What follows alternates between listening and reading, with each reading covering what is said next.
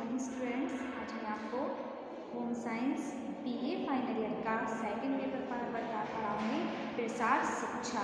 जैसा कि मैंने आपको बताया था कि हमारे दो पेपर हैं। फर्स्ट पेपर है हमारा वस्तु विज्ञान और सेकंड पेपर है प्रसार शिक्षा। तो हम ये डे वाइज डेज इसको मैं आपको समझाऊंगी, पढ़ाऊंगी। तो जो फर्स्ट पेपर वस्तु विज्ञान है वो हमारा 3 डेज रहेगा, मंडे ट्यूसडे एंड वेडनेसडे। और जो सेकंड पेपर है प्रसार शिक्षा वो थर्सडे फ्राइडे टू सैटरडे 3 दिन हमारा ये चलेगा।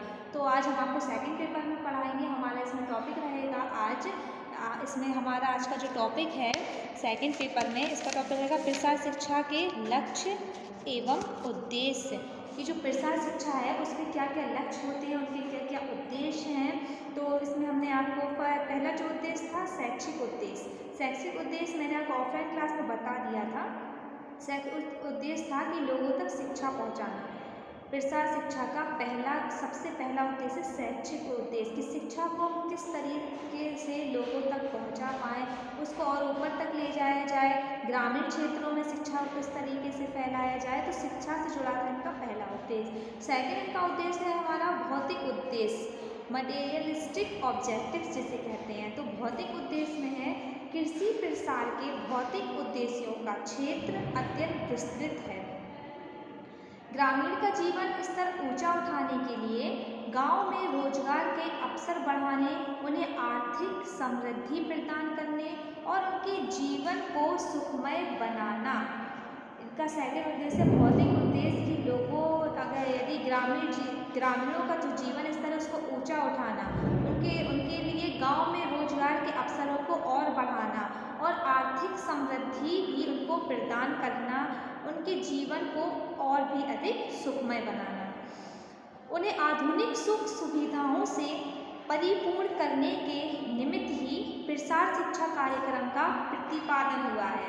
ग्रामीण अर्थव्यवस्था जो है वे समृद्धि लाना प्रसार शिक्षा का लक्ष्य है। इसी पर ऊपर वर्णित भौतिक उद्देश्य आधारित है। व्यक्ति के जीवन में खुशहाली और अर्थोपार्जन द्वारा आती है। ग्रामीणों के जीवन में आर्थिक जो समृद्धि है उनके अपने धंधे को उन्नत बनाकर तथा रोजगार के अनायन्य अवसर प्रदान करके लाई जा सकती है। इनका जो उद्देश्य है वो है ग्रामीण जीवन का स्तर किस तरीके से ऊंचा उठाया जाए। उनका जीवन स्तर इसी तरह ऊंचा उठ सकता है जब उनकी आर्थिक स्थिति अच्छी होगी। आर्थिक स्थिति किस तरीके से अच्छी की जा सकती है? गांव में रोजगार के अवसरों को और बढ़ाना, मील कारखानों को खुलवाना जिससे लोगों को नए नए रोजगारों का अवसर मिल सके।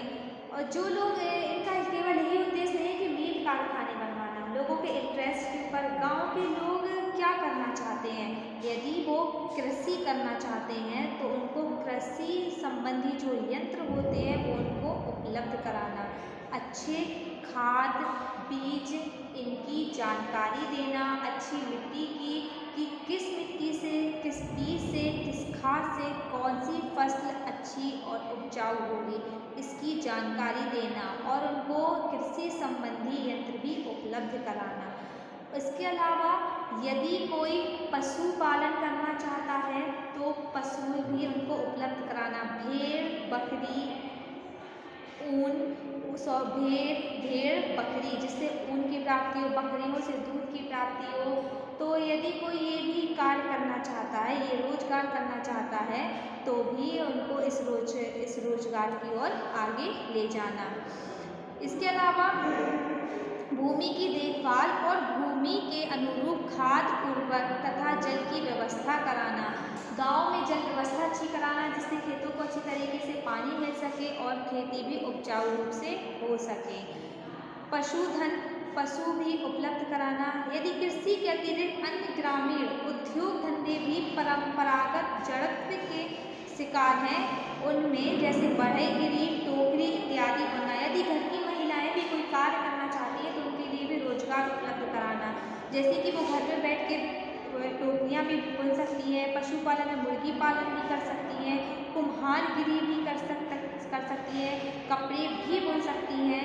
यदि किसी महिला को कपड़े बुनने में इंटरेस्ट है तो वो कपड़े की बुनाई कर सकती हैं घर में, तो उनका रोजगार चलने लगेगा। मुर्गी पालन भी कर सकती हैं। टोकरियाँ जो बनाई जाती हैं, रस्सियों से बुनी जाती हैं, पन्नी से बुनी जाती हैं टोकरियाँ, तो वो टोकरियाँ भी घर बैठे बुन सकते हैं, जिससे रोजगार आगे बढ़ेगा, आर्थिक स्थिति ठीक होगी और ग्रामीण लोगों का जीवन स्तर ऊंचा रहेगा। इस बार लोकप्रिय जो इसके बाद शहरी लोगों को भी इनसे संबंधित सूचनाओं की उतनी ही आवश्यकता होती है जितनी कि ग्रामवासियों को। कई लोग शहर के ऐसे होते हैं जो शहर में तो रह रहे हैं, लेकिन उनका जीवन स्तर बहुत ही नीचा होता है, बहुत ही लो होता है, क्योंकि उन्हें रोजगार संबंधी कोई जानकारियाँ नहीं होती हैं। उद्योग धंधों की उन्नति एवं आधुनिकीकरण, नई कार्य प्रणालियों तथा तकनीकों से जुड़ा रोजगार के नए अवसर जैसे कदम आर्थिक समृद्धि के द्योतक होते हैं। आर्थिक समृद्धि प्रदान करना, ग्रामीणों के जीवन स्तर को ऊंचा उठाना ही प्रसार शिक्षा का मूलभूत उद्देश्य है।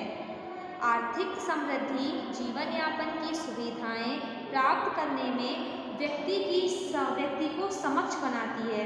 यह उन भौतिक सुविधाओं को भी प्राप्त कर पाता है जिनकी प्राप्ति हेतु वह शहरों की ओर आकर्षित होते हैं। प्रसार कार्यक्रम का उद्देश्य इन्हीं भौतिक सुविधाओं को ग्रामवासियों को उपलब्ध कराना तथा उनके जीवन स्तर को और भी ज़्यादा बेहतर बनाना। जो ग्रामवासी होते हैं वो देखते हैं कि शहरी लोगों का जीवन स्तर ऊंचा है, वो किस कारण है, क्योंकि वो जो करना चाहते हैं, शहरों में मिल हैं, फैक्ट्रियाँ हैं, घर बैठे लोग, महिलाओं के लिए भी शहरों में रोजगार पाया जाता है, अच्छे अच्छे यंत्र हैं, मशीनें हैं जिनके द्वारा जल्दी काम हो सके और हमारा शारीरिक श्रम भी कम हो। तो गांव के लोग गांव छोड़कर शहर की ओर आते हैं कि वहाँ पे रोजगार मिले, लेकिन जो प्रसार शिक्षा का उद्देश्य है तो ये है कि ये सारी चीज़ें, ये सारा मटेरियल और गांव वासियों को गांव में ही उपलब्ध कराया जाए, जिससे वो अपना घर परिवार छोड़कर यहाँ शहर की ओर ना आए। कृषि करना चाहते हैं तो उन्नत कृषि बीजों की जानकारी भी उनको दी जाए, अच्छे यंत्र भी उन्हें उपलब्ध कराया जाए और महिलाओं को घर बैठे रोजगार भी दिया जाए। तो ये हो गया इनका भौतिक उद्देश्य हो गए। अब इनका जो तीसरा उद्देश्य है वो है सामाजिक उद्देश्य। सामाजिक उद्देश्य में ये है कि जो आदिवासी लोग हैं, गांव में रहने वाले हैं, वो समाज की जानकारी नहीं होती है, इसको बोले सोशल ऑब्जेक्टिव्स। तो अरस्तु का कथन, जो अरस्तु है हमारे लेखक, उनका कहना है कि आज भी उतना ही प्रचलित है, उनका कथन आज भी इतना ही प्रचलित है कि मनुष्य एक सामाजिक प्राणी है। यह छोटा सा वाक्य व्यक्ति तथा समाज के परस्पर संबंधों की व्याख्या करता है। जो अरस्तु ने कहा था कि मनुष्य जो है वो एक समाज का प्राणी है। समाज और व्यक्ति दोनों ही एक दूसरे के लिए आवश्यक हैं। जितना समाज व्यक्ति के लिए आवश्यक है उतना ही व्यक्ति के लिए समाज भी आवश्यक होता है तथा एक दूसरे पर आश्रित है। समाज व्यक्ति पर आश्रित है और व्यक्ति समाज पर आश्रित होता है। प्रत्येक समाज अपने सदस्यों के लिए व्यवहार के कुछ नियम निर्धारित करता है। सामाजिक नियंत्रण के फलस्वरूप व्यक्ति को सुरक्षा भी प्राप्त होती है। सामाजिक नियंत्रण के ही अंतर्गत कुछ अन्य तत्व भी आते हैं, जैसे लोकप्रियता, लोकाचार, रूढ़ियाँ, प्रथाएं, नैतिकता, धर्म, परिवार, परंपराएं, नेतृत्व, शिक्षा, स्वास्थ्य, वैज्ञानिक व्यवस्था आदि भी ये सामाजिक उद्देश्य के अंतर्गत आते हैं। प्रसार कार्य के अंतर्गत एक सुदृढ़ सामाजिक जो परीक्षा की परियोजनाएं की जाती हैं, जो मानव विकास में सहायक होती हैं। सहकारी कार्यक्रमों पर बल दिया जाता है, जिसका संबंधी रीति रिवाज, खान पान, वेशभूषा, मनोवृत्तियों, विश्वासों जैसे तत्वों से है। सामाजिक प्रसार शिक्षा का उद्देश्य सामाजिक उद्देश्य, लोगों को समाज की जानकारी देना कि आप किस समाज में रह रहे हैं, इस समाज के प्रति आपका क्या कर्तव्य है, उसकी जानकारी देना। आप किस धर्म से, किस जाति से आप जुड़े हुए हैं, उस धर्म का, उस जाति का आपको पूरा ज्ञान होना, अपने रीति रिवाजों को अपनाना, अपने रीति रिवाजों के अनुसार खान पान करना, अपने समाज के साथ एकीकृत होकर रहना। कई लोगों को अपने समाज की जानकारी नहीं होती है। जो ग्रामवासियों को समाज की जानकारी नहीं है कि समाज में क्या रीति रिवाज होते हैं, क्या नहीं होते हैं, तो इन सब की भी उनको जानकारी देना, तो ये होते हैं इनके सामाजिक उद्देश्य। जिनके और उद्देश्य मैं आपको ये आगे की वीडियो